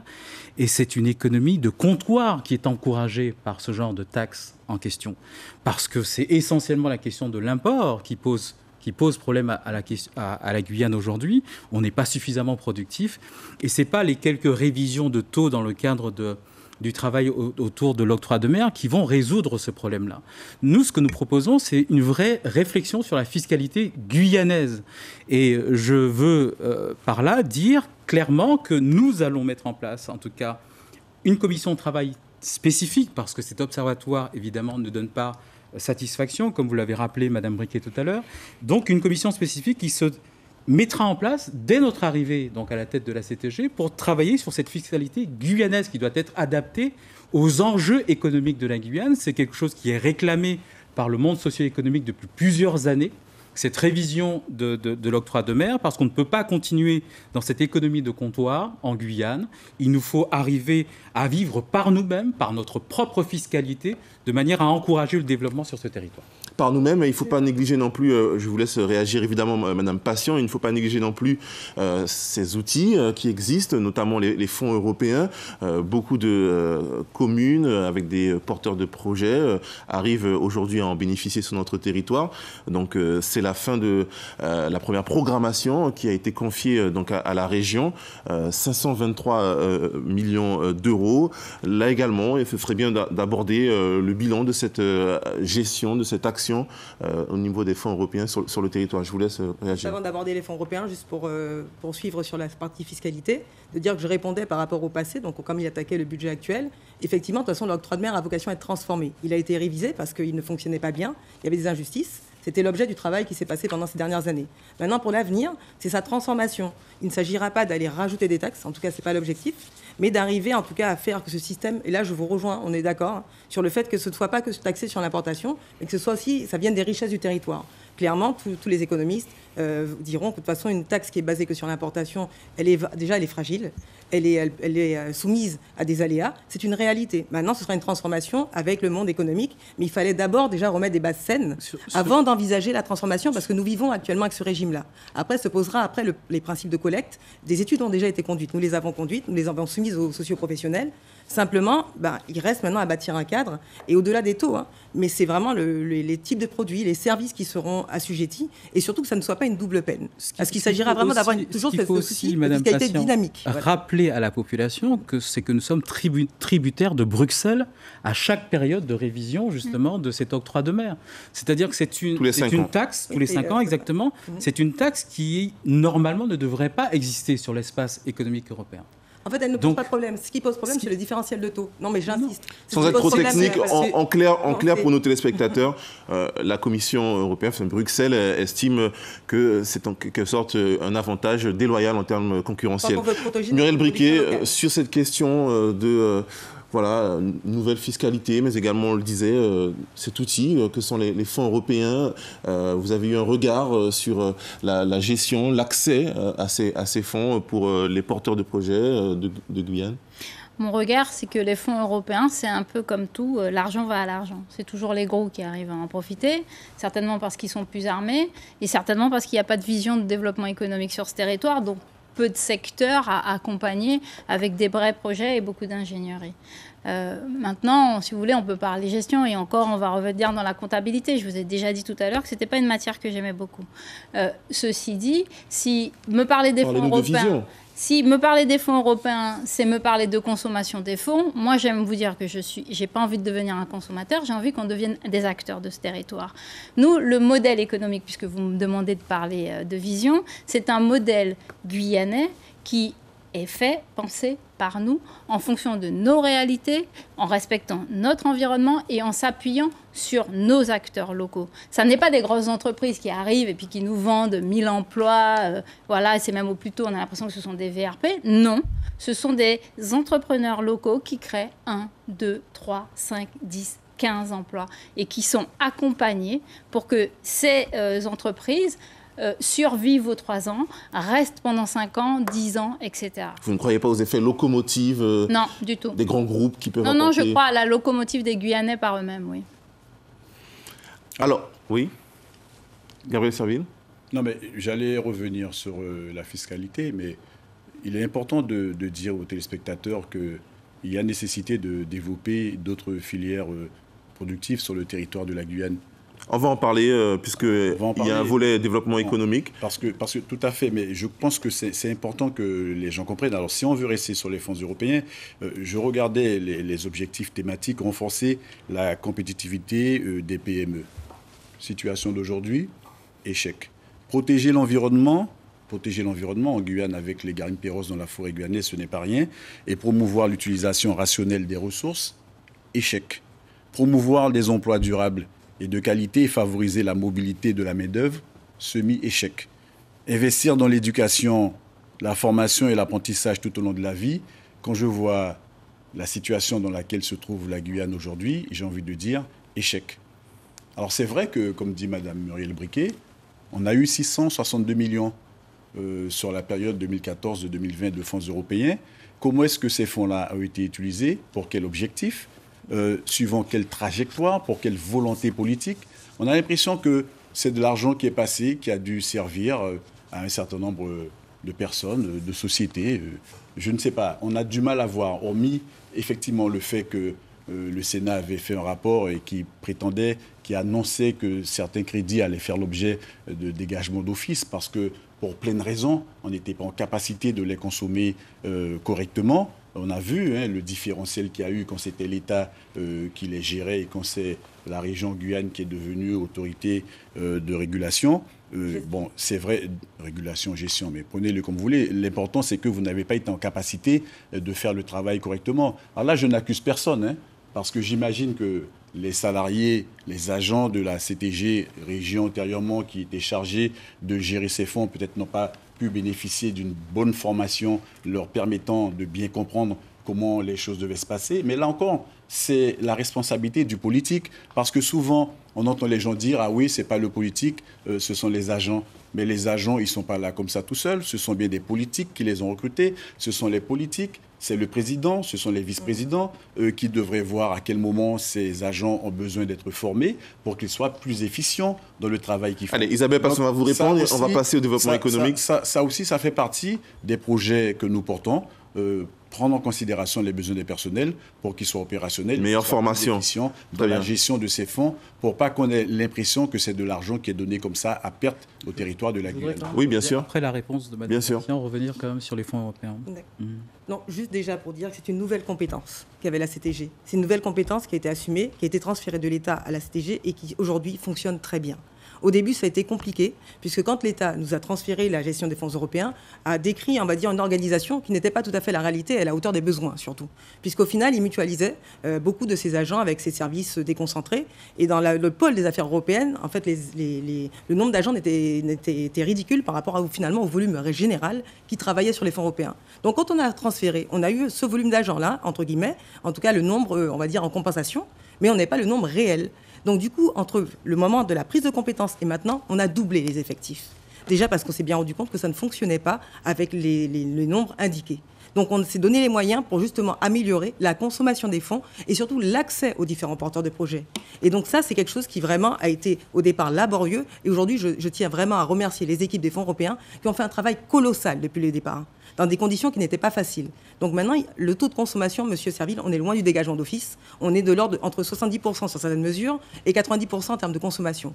Donc les fonds européens sont bien consommés. Et ils sont consommés par tout le monde, par des grosses entreprises, par des PME. Effectivement, c'est les TPE qui aujourd'hui, enfin les très petites entreprises, où aujourd'hui c'est plus délicat. Donc elles ont un accompagnement spécifique, et là qui a été mis en place par la CTG, avec des fonds européens aussi. C'est le dispositif d'appui au développement territorial, avec des agents de développement local et développement économique qui aident les porteurs à monter les projets. Parce que c'est vrai que pour une très petite entreprise, monter un dossier européen, c'est pas simple. C'est clair. Et des fois, ce n'est pas forcément les fonds européens qui seraient les plus adaptés, d'ailleurs, à leurs projets. Souvent, on les réoriente sur des fonds soit de la CTG, soit des fonds de l'État, parce que notre volonté, c'est vraiment d'accompagner toutes les créations d'entreprises, de soutenir tous les tissus économiques. Et donc, les fonds européens, en tout cas, vraiment, ce sont une maquette, se sont mis en place et fonctionnent et bénéficient vraiment à tout le territoire et pas qu'aux grosses entreprises. Et demain, ce qui est important, c'est l'avenir, c'est la future programmation des fonds européens. Elle sera encore mieux pour la Guyane, parce qu'il y aura un volet qui sera encore plus en proximité. C'est le dernier objectif d'ailleurs des fonds européens, c'est vraiment d'être plus proche des habitants, plus de proximité, et donc d'aller en partenariat plus renforcé avec les EPCI, qui avaient donc les intercommunalités, qui avaient la possibilité jusqu'alors de financer les programmes en milieu rural, de soutenir les agriculteurs. Maintenant, ce sera élargi sur le champ de la politique de la ville, vraiment de l'insertion, des éléments qui sont fondamentaux pour nous, et donc ça viendra en plus des financements dont nous disposons. Donc aujourd'hui, les fonds européens, ils sont cruciaux pour la Guyane. Allez, sur ce point, Jean-Paul Ferreira, et on avance par la suite. Juste conclure là-dessus et rappeler des réalités qui ont été rappelées donc, à l'instant par Madame Patient. C'est que, d'une part, effectivement, on est à peu près, globalement, sur les 500 et quelques millions d'euros de fonds européens, avec un engagement, ce qu'on appelle techniquement un engagement à près de 70%. Mais la réalité est qu'on n'est qu'à 40% de paiement direct. Parce qu'il y a une vraie difficulté pour aussi bien les collectivités que les porteurs de projets privés, les associations ou entrepreneurs, c'est que quand on vous attribue des subventions européennes, il faut avoir en tête que vous devez solder, c'est-à-dire préfinancer, payer avec votre propre argent avant d'être remboursé. C'est le principe des fonds européens. Et cette situation met en difficulté beaucoup de porteurs de projets qui n'ont pas forcément les reins solides, comme on dit familièrement, et qui profitent généralement, ces fonds européens, à ceux qui ont de l'ingénierie, déjà, d'une part, pour monter leur dossier, mais aussi qui ont de la trésorerie ou en capacité de mobiliser de la trésorerie. Et la difficulté que l'on a aujourd'hui en Guyane, c'est qu'il faut répondre à ces deux difficultés-là. La question de l'ingénierie. Donc, ce qu'on propose concrètement, c'est la mise en place de l'ingénierie territoriale pour accompagner vraiment ces porteurs de projets, d'une part, avec la mise en place de guichets uniques dans chaque partie du territoire concerné et d'un dossier unique surtout, pour éviter que les porteurs de projets ne soient trimballés de bureau en bureau. Ça fait longtemps qu'on en parle, de guichet unique. De guichet unique, il faut absolument pouvoir y arriver. Et la seconde difficulté par rapport à la trésorerie, c'est la question effectivement de l'accompagnement, non seulement sur l'apport personnel des porteurs de projets, mais également sur le préfinancement de leurs projets, de manière à ce qu'on ait les fonds nécessaires, des fonds de garantie nécessaires que peut actionner la CTG, avec d'autres partenaires bien évidemment, pour pouvoir mettre en place des fonds de trésorerie nécessaires pour que ces personnes puissent arriver à solder leurs opérations, leurs projets, pour pouvoir être in fine remboursés par des fonds européens. Allez, je sais que vous voulez réagir, mais alors il faut tout de même avancer parce qu'on va tomber dans un débat de techniciens. Isabelle Patient, j'insiste malheureusement. C'est pas technicien, excusez-moi, ce que dit M. Ferreira est important, c'est sur le dispositif d'accompagnement, justement, c'est le dispositif d'appui au développement territorial. Il existe. Très bien, vous l'avez dit, Isabelle Patient. Je le redis parce que vous dites que vous voulez le mettre en place. En tout cas, ce dispositif existe. Maintenant, l'enjeu, c'est de le pérenniser. On va parler. Et de l'intensifier. Visiblement, les résultats attendus ne sont pas là, Madame Patient. Mais non, mais vous n'avez pas. Je vous le dis, je suis président du GAL de l'Ouest. Vos positions. C'est de quoi je parle en vous disant cela. Vos positions a été très claire. Vous lui adresserez un email. Vos positions ont été très claires. Non, et sur le préfinancement, c'est important, ça c'est un point réel. On ne va pas tomber dans un débat d'experts, Isabelle Patient, ce soir. Ce n'est pas un débat d'experts, excusez-moi, c'est important d'avoir... le préfinancement, effectivement, des fonds européens, c'est un vrai problème. Pour le développement économique, ça fait partie des éléments, des points de fragilité, c'est l'accès au crédit bancaire. Exactement. C'est pour ça que ALISE a été mis en place en Guyane, Société d'investissement. Voilà, et qui a été transformée et qui demain a vocation encore à être renforcée pour pouvoir permettre justement d'avoir ces apports supplémentaires et surtout le préfinancement des subventions qui ne sont pas d'investissement mais de fonctionnement. Très bien. C'est juste pour dire que ces outils bancaires existent, mais tout simplement doivent être renforcés. Une société qui a bénéficié de fonds d'une convention entre la CTG et la Total. Nous allons parler économie avec, on le sait, un territoire guyanais qui a, comme beaucoup d'autres, traversé une année difficile. Crise sanitaire oblige. Malgré tout, on le voit, les chantiers sortent de terre, boostés notamment par la commande publique. Alors parlons-en, la commande publique, c'est tout de même 60% du marché du BTP, comme on le voit. Alors je vous pose la question, n'a-t-on pas développé une forme de dépendance vis-à-vis de cette commande publique? Qu'en pensez-vous? Qui souhaite intervenir? Miel Briquet. Totalement. Mais d'ailleurs, ça revient avec cette histoire que nous avons d'économie de comptoir. C'est-à-dire qu'il faut toujours dépendre, finalement, soit du politique, soit de décisions qui ne nous appartiennent pas. Si on ne développe pas les valeurs sur le territoire, la valeur, la création de valeur, parce qu'il y a la possibilité de créer la valeur. Tout à l'heure, j'entendais qu'il y a 500 millions qu'on consomme sur les fonds européens, il y a 600 millions de budget, en gros ça fait 1 million, mais la création, 1 milliard, pardon, merci, la création d'emplois n'augmente pas, la pauvreté augmente, l'écart entre les riches et les pauvres augmente également, donc je ne sais pas s'il faut autant d'argent pour avoir autant de résultats négatifs. Peut-être nous en faudrait-il un peu moins et un petit peu plus d'innovation. Créer de la valeur sur le territoire n'est pas impossible. L'agriculture, par exemple, nous le prouve. Aujourd'hui, l'agriculture guyanaise est la plus performante des DOM. C'est celle qui permet de couvrir les besoins du territoire. Mais par contre, elle est très peu financée. Et heureusement d'ailleurs, parce que j'ai l'impression que quand il n'y a pas trop la CTG dans des domaines, ça fonctionne assez bien. L'agriculture vivrière, c'est moins vrai pour l'élevage. Tout à fait. Ceci dit, pour l'élevage, on peut aussi trouver des solutions. On peut très rapidement augmenter la production en volaille et en porcin.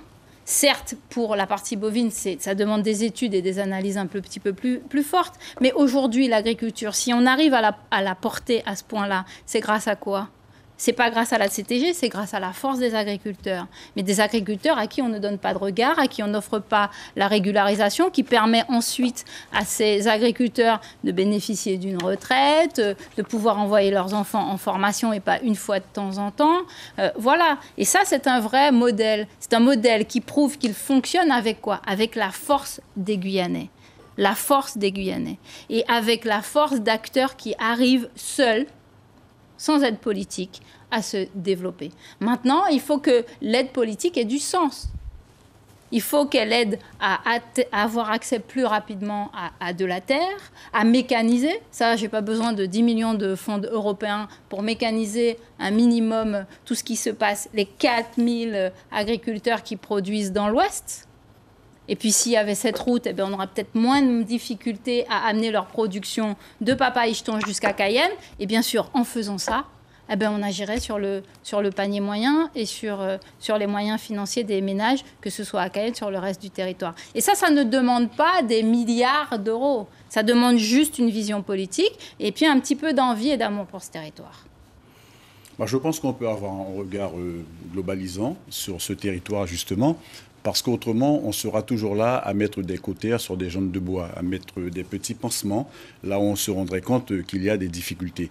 On parlait tout à l'heure du SAR. Tous les agriculteurs de Guyane nous disent que le SAR crée davantage de contraintes que ça ne crée des facilités. Et ce n'est pas pour rien qu'aujourd'hui, on a à peine en capacité de produire 15% de ce que nous consommons. On importe pour 85%, ce qui est énorme. Alors qu'on a un territoire immense, 83 000 km², on aurait pu produire davantage, avoir une agriculture qui soit beaucoup plus performante, qui soit beaucoup plus dynamique. Et ça, on ne parvient pas à le faire. Alors, on ne parvient pas à le faire souvent parce qu'on est confronté à un problème d'accès au foncier. C'est le même problème qu'on a pour accéder au foncier aménagé, pour la construction de logements. Lorsque, à l'Assemblée nationale, je me suis battu pour qu'entre 2017 et 2019, on bénéficie de plus de 100 millions d'euros pour financer la ligne budgétaire unique qui permet de financer le logement social, et bien là, encore une fois, la Guyane n'a pu consommer que 30 millions sur les 100 millions que nous avions réussi à dégager, à installer en autorisation d'engagement. Et donc là, je me dis encore une fois qu'il y a un vrai souci, c'est comment faire pour que notre pays arrive à mieux maîtriser son foncier. Justement, je vous interromps parce que vous évoquez tous deux l'agriculture, par exemple. Donc on voit bien, il y a cette notion de développement endogène. Ça revient régulièrement dans les discours politiques ces dernières années. Vous prenez tous deux l'exemple de l'agriculture, mais bien d'autres secteurs qui se reposent sur nos ressources sont encore à l'état de potentiel sous-exploité. C'est valable pour la pêche, c'est valable également pour le minier. Donc la question, elle est posée, quelle serait la clé pour arriver enfin à débloquer ces potentiels? Mais je veux dire que lorsqu'on analyse les freins à ces potentiels, on constate que c'est d'abord le problème foncier. Le problème du foncier, on le retrouve partout. Vous voulez faire une école, vous voulez faire une clinique, vous voulez faire n'importe quelle infrastructure que vous souhaiteriez faire, il faut pouvoir l'appuyer sur du foncier. Vous voulez planter, il faut du foncier. Vous voulez construire des logements, il faut du foncier. Et à chaque fois, on se rend compte qu'on va buter sur cette question de la maîtrise foncière. Et tant que la Guyane ne sera pas en capacité de maîtriser son foncier, eh bien, elle ne sera pas en capacité non plus de développer toutes ces économies, toutes ces industries qui vont s'appuyer sur le foncier. On a aussi évoqué le cadre institutionnel, qui est une question pour nous qui est très importante. Alors, on ne dit pas qu'améliorer le cadre institutionnel sera la panacée qui va guérir tous les maux de la Guyane, mais on s'est bien rendu compte que les lois que nous votons à l'Assemblée nationale sont des lois qui sont faites pour la France hexagonale en tenant compte de ses réalités économiques, sociologiques, climatiques, humaines, etc., qui ne sont pas les vérités que nous rencontrons sur le territoire de la Guyane. Et l'un des freins qui a empêché à ce territoire d'avancer plus vite, c'est le fait que la majorité qui est actuellement à la CTG a freiné des 4 fers. Rappelez-vous ce qui s'est passé en 2010. Rappelez-vous ce qui se passe en ce moment. On a l'impression qu'il y a une volonté délibérée d'empêcher que la Guyane évolue vers un cadre institutionnel qui correspondrait véritablement aux outils dont elle a besoin pour développer son économie. Parce qu'on aura beau vouloir développer des filières de production, si ces freins-là ne sont pas levés, on aura du mal à avancer. Et puis, je l'ai dit tout à l'heure, la maîtrise de la démographie, nous considérons que c'est un pas énorme qu'il va falloir franchir. Pour qui on veut construire, où on veut construire, quelle filière on veut développer, quelle filière de formation on veut mettre en place, parce qu'on voit bien dans nos établissements scolaires, là je parle des élèves, des jeunes qui ont la chance d'être formés, on forme des jeunes suivant des filières qui sont répétées comme ça d'année en année, et puis à la fin de la formation, eh bien, ce sont des jeunes qui se retrouvent sans affectation, sans emploi, parce qu'il n'y a pas cette adéquation entre les formations que nous avons mises en place et les filières qui seraient susceptibles de les accueillir. Mais l'économie aussi passe par là. Elle passe par une capacité à mettre en cohérence les jeunes formés et les secteurs d'employabilité. Aujourd'hui, on se dit, mais effectivement, il y a un tas de choses que l'on peut faire. Tous les emplois verts que l'on pourrait développer à partir de cette biodiversité très dense que nous avons en Guyane, eh bien, ces emplois-là ne sont pas créés. Vous parliez des mines. On en parle beaucoup, effectivement. La mine, ça peut être un sujet. Mais la mine, ça n'est pas le sujet, c'est un secteur qui peut faire du développement à condition que l'on soit capable, là aussi, de modifier sensiblement les fiscalités des communes, la fiscalité de la CTG, parce que lorsque l'on voit ce que ça rapporte aujourd'hui, c'est peanuts, ça n'est rien du tout. Et les professionnels miniers qui sont dans l'incertitude avec une nouvelle réforme du code minier qui doit bientôt sortir. Il faut pouvoir les accompagner également pour qu'ils s'en sortent mieux, parce qu'il y a beaucoup de professionnels miniers qui n'ont qu'une seule intention, c'est de quitter le territoire guyanais pour aller vivre ailleurs, tandis qu'on voit continuer à prospérer dans la forêt profonde des garimperos qui pillent, qui volent, qui polluent le territoire sans pour autant que l'État ne nous donne le sentiment de vouloir éradiquer. Allez, il faut faire circuler la parole. Il y a beaucoup de points qui ont été abordés et on est notamment revenu sur cette question de l'exploitation des ressources. Quelles clés pour permettre à ces filières de sortir un peu de cet état d'éternel potentiel? La filière pêche, par exemple, on n'est pas forcément sur du foncier, là. Qu'est-ce qui manque pour développer ces filières? De la volonté politique. Désespérément. Mais ça va être quelque chose qui va revenir tout le temps. Parce que la volonté politique, ça amène des priorités et on définit donc des secteurs prioritaires. Nous vous l'avons annoncé, hein, l'agriculture, la pêche, l'aquaculture, le tourisme. Parce que c'est un secteur qui rapporte plus que l'or aujourd'hui, en tout cas plus que les mines légales. Vous avez la culture, parce que nous avons des identités extraordinaires. En Guyane, vous faites un tour du monde sans quitter le territoire. Voilà, il y a un certain nombre de sujets et d'activités à avoir comme prioritaires, et j'insiste sur le mot prioritaire, parce que ce qui empêche le développement économique, c'est certainement le saupoudrage. Ça, c'est la première chose, parce que quand on saupoudre, on ne fait pas grand-chose, hein, on a l'impression de faire. Et puis c'est d'organiser les acteurs. Parce que la vérité sur la réponse sur les secteurs prioritaires, elle vient des acteurs. Donc il faut les organiser, les structurer, leur donner de l'ingénierie, leur permettre effectivement de répondre aux ambitions du territoire. Les acteurs du tourisme qui n'ont pas l'impression que dans la réalité des faits, ils sont véritablement un secteur que l'on veut développer, un secteur prioritaire. Vous évoquez quand même beaucoup de filières. Quelles seraient vos priorités? Je vous l'ai dit, je viens d'en citer, je vous ai dit l'agriculture, la pêche et l'aquaculture, le tourisme, la culture.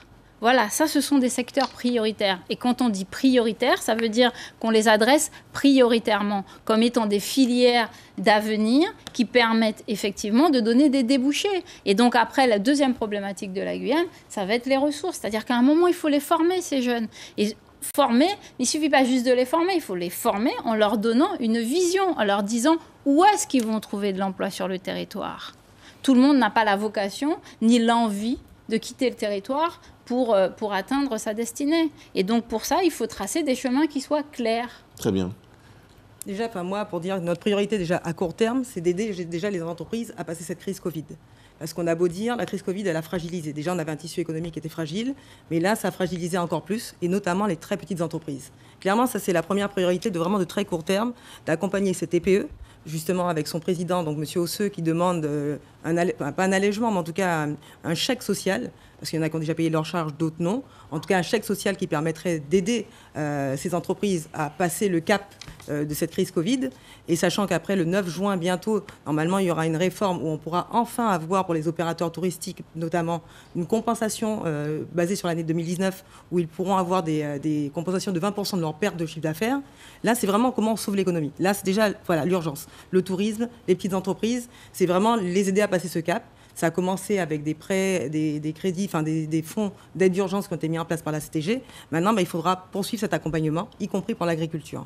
Maintenant, après, une fois qu'on aura passé ce cap, déjà de ne pas avoir détruit les emplois, de ne pas avoir perdu notre économie déjà de base, la diversification va se poursuivre. Et là, c'est un partenariat fort, pour le coup, avec la Chambre de commerce, avec la Chambre des métiers.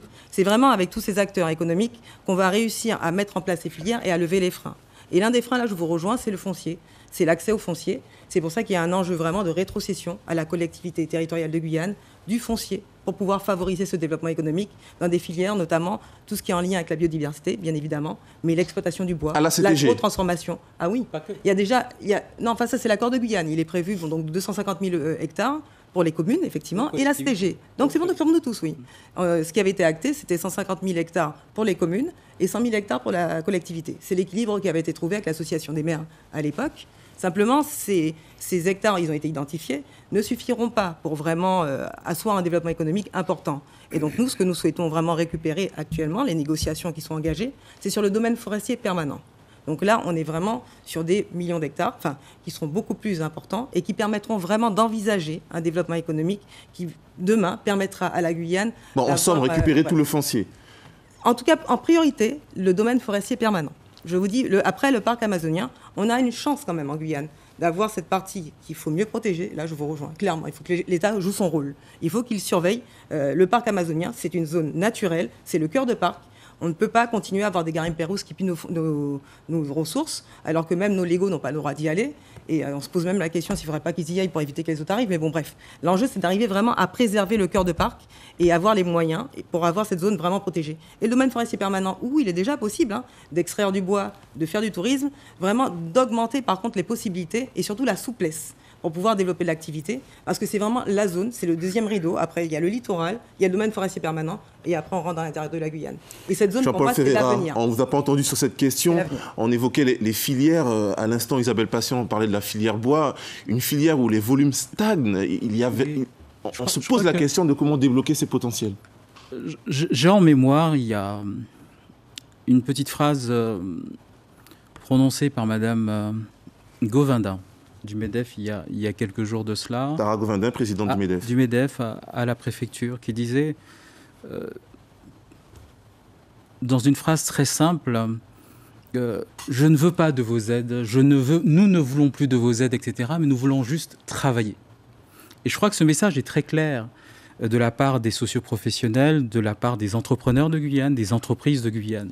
Et il faut leur donner les possibilités de pouvoir effectivement se créer, d'une part, s'épanouir et se renforcer.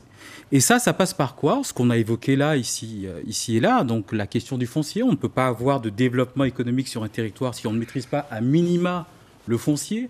On sait que ça devient l'arlésienne pratiquement depuis des années, des décennies en Guyane, et encore plus depuis 2017, alors que c'est inscrit dans les accords de Guyane.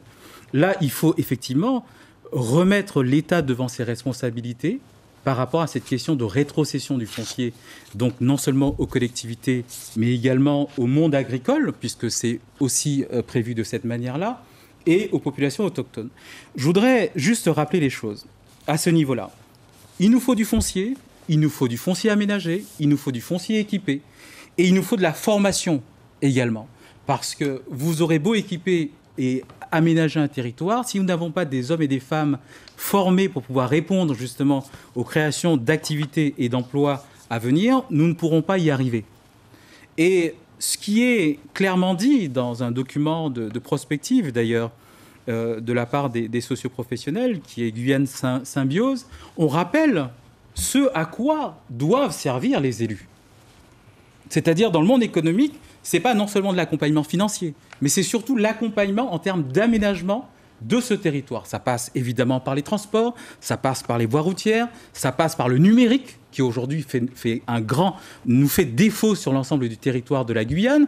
Moi, quand je parcours à Ouala jusqu'à Cayenne, je me pose toujours des questions. Quand je vais sur Saint-Laurent, je me pose toujours des questions. Quand je suis en contact avec Camopi et que j'ai droit à quelques minutes seulement de téléphonie possible ou d'échange de mails, etc., je me pose des questions par rapport justement à cet aménagement du territoire essentiel, je dis bien essentiel, pour arriver à développer notre pays qu'est la Guyane. Au-delà de ça, il s'agit également de prendre nos réalités en compte. Quand on est côté ouest ou quand on est côté est, à la frontière, on ne peut pas demander à nos entrepreneurs de rivaliser avec nos voisins surinamais ou brésiliens si on ne leur donne pas toutes les chances nécessaires d'être compétitifs. Et donc, là-dessus, on propose que l'on puisse négocier donc avec l'État des zones franches dans la partie frontalière. Il faut agir également sur la question de la détaxe, notamment de carburant. En termes d'économie, c'est essentiel dans la vallée du Maroni et dans la vallée de l'Oyapock. Mais pas que, parce qu'il nous faut travailler également sur la question du fret. Non seulement par le fluvial, qu'il faut accompagner de la même manière que l'aérien. Je ne vois pas au nom de quoi le fluvial ne pourrait pas bénéficier des mêmes moyens de la CTG en termes d'accompagnement financier du fret, donc sur les communes de l'intérieur. Et il nous faut évidemment travailler sur la question de l'accompagnement des communes, qui sont elles aussi, au même titre que les intercommunalités, des acteurs essentiels du développement économique, secteur par secteur. Alors, on parle des grandes filières. Sur ce même plateau, je vous pose également cette question, sur ce même plateau, la directrice du Centre spatial guyanais, puisqu'on parlait de l'accompagnement aussi des petites et moyennes entreprises, expliquait son étonnement de voir que face aux appels d'offres lancés par le Centre spatial, qui est en plein chantier de modernisation, il y a tout de même derrière ce chantier plusieurs centaines de millions d'euros donc sur l'horizon 2024, Très peu d'entreprises locales se portent candidates sur ces marchés. Comment vous l'expliquez alors que ce sont parfois des marchés très simples, pas forcément très techniques. Ça peut être des marchés de réfection, de peinture. Très peu d'entreprises locales se portent candidates. Comment vous l'expliquez ? Je l'explique par la division. En fait, quand on fait du développement et qu'on apporte de l'ingénierie, on structure les acteurs. Mais structurer les acteurs, c'est pas de faire des petits jeux, c'est pas de faire de la division. La division fait qu'ensuite, les acteurs locaux n'arrivent pas à répondre intelligemment, ni même avec performance, à ce genre de marché. D'où vient cette division ? J'aimerais des jeux politiques, enfin on appelle ça politique, mais moi je les appelle politiciens. Après chacun s'y retrouve.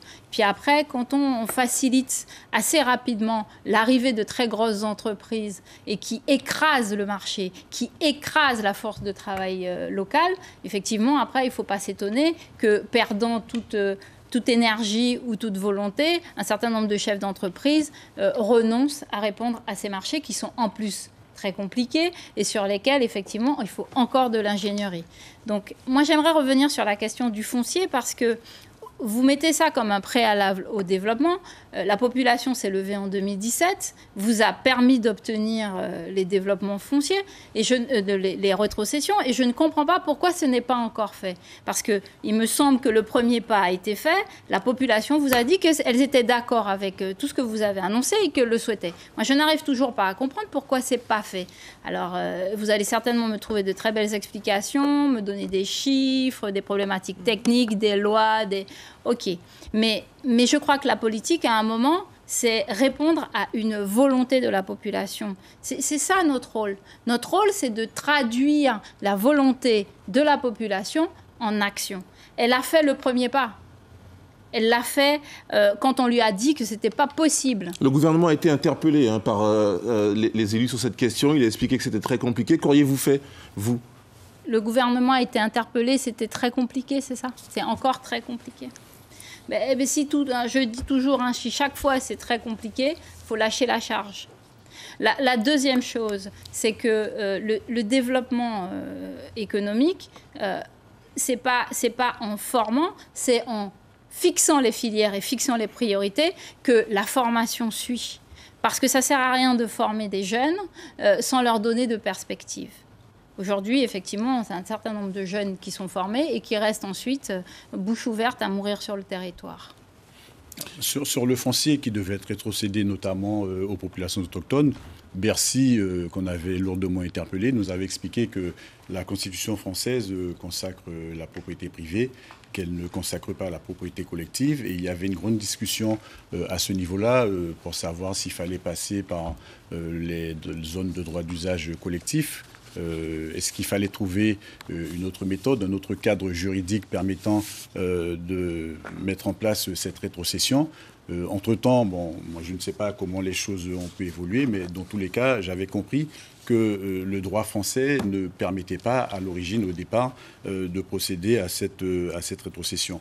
Pour revenir à la question que vous posiez concernant le Centre spatial guyanais, je ne chercherai pas à mettre en doute la parole qui a été tenue par la directrice du centre, mais il faudrait qu'on ait les éléments en main pour savoir réellement quel type de marché a fait l'objet de ces appels d'offres, pour quelles finalités, sur quels objectifs. Parce qu'entre ce qui est dit par un certain nombre de personnes à haute responsabilité en Guyane et ce qui est dit à contrario par les chefs d'entreprise qui essayent de candidater mais qui essuient des fins de non-recevoir malgré le fait que le code des marchés publics a été adapté par moments à l'environnement antillais-guyanais, l'environnement outre-mer, eh bien on se rend compte qu'il y a des fois un certain nombre de situations. Il faut aussi se projeter, parce que qui sont difficiles à interpréter. Il faut aussi se projeter, Il faut aussi se projeter, on arrive doucement à la fin de l'émission parce que, je le redis, on parlait de filières à haut potentiel. Par exemple, l'économie verte, dans le schéma voulu par la région européenne de développement économique, elle est présentée cette économie comme le 5e moteur, mais qui demanderait du temps, 7 à 10 ans de maturation. Est-ce qu'on a le droit de vraiment croire en ce développement économique vert avec de vrais emplois à la clé? Clairement, c'est l'avenir. Et surtout, vu la position de la Guyane, c'est une évidence. Et que ce soit, c'est l'économie verte. Ça fait 20 ans que c'est une évidence. Non, mais ça a commencé parce que justement, il y a des projets maintenant qui émergent, qui sont accompagnés. Je pense à Biostratège, avec son coffret, merci avec l'épargne médicinale. Pardon ? Merci France Relance. J'ai pas compris. J'ai dit merci France Relance. Oui. C'est pareil sur Yana. On va citer Yana Wassey, on va citer Biostratège. Je dis merci France Relance. Donc il ne s'agit pas de volonté politique de la CTG. France Relance, le plan national qui a été mis en place par le gouvernement pour. J'ai parlé, vous m'avez demandé de préciser, donc je répétais. Oui, mais merci vous avez embrayé là. Vous avez embrayé. Passons. Oui, mais je suis embrayé. En tout cas, il y a des projets concrets actuellement qui se structurent sur notre territoire et qui permettront vraiment de mettre en valeur notre biodiversité et pouvoir après exporter. Ça, c'est vraiment quelque chose de palpable.